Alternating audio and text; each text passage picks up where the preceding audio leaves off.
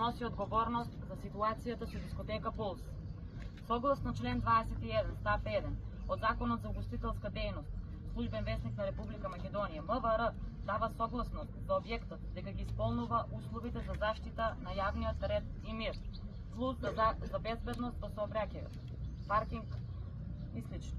Но покрај оваа изречна законска надлежност на Министерството за внатрешни работи, тие имаат и дополнителни ингеренции за дискотеки и кабариња, и тоа: проверка на работно време, проверка на пиротехнички средства, проверка на гласност и бучава, проверка на присуство на малолетници и точење алкохол, проверка на наркотични супстанции, надзор над спроведување на мерките за заштита пропишани со Законот за заштита од експлозивни материи и превентивните и заштитни мерки пропишани со Законот за промет на експлозивни материи.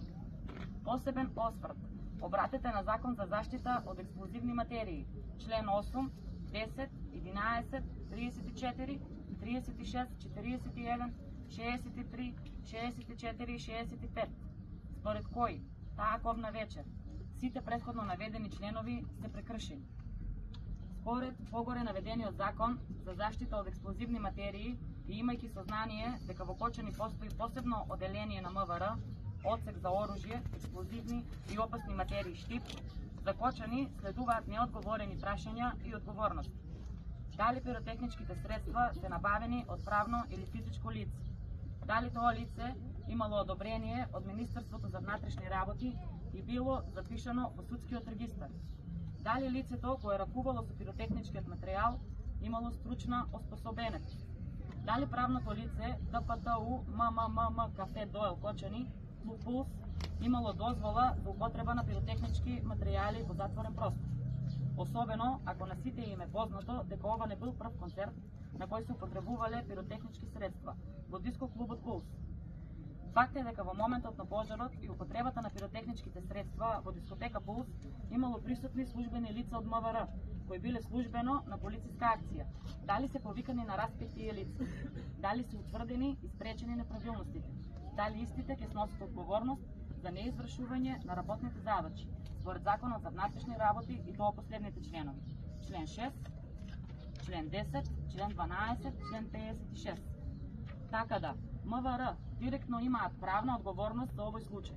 Од тука сметаме дека смената на командирите и началниците на СВР и ОВР не е доволна и е потребно да се изврши темелно распит, увид и одговорност на сите службени лица кои се инволвирани во случајот. Да ве подсетиме, и самиот министер за внатрешни работи Тошковски изјави дека објектот Пулс во кој се случи несреќата бил регистриран за лесна индустрија и така работел 15 години. Ова значи дека така функционирал во време на повеќе влади, министри, градоначалници, директори на инспекторати од кодниот ден 16.3.2025 година па наназад од неговото отварање 2012 година.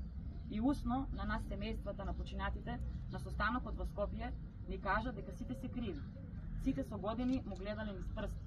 И МВР, и министерствата, и УЈП, и ДПИ, начело со градоначалниците и началниците на полицијата. Сите му гледале низ прсти. Јавни обвинители, доколку не селективно и одговорно не си ја завршите работата, знаете дека ние родителите и семејствата на починатите деца нема да застанеме до овде. Ќе ја бараме правдата до крај и виновниците ќе одговараат. Истината ќе се обелодени во меѓународни размери и сите кои имаат пропусти во работењето ќе одговараат.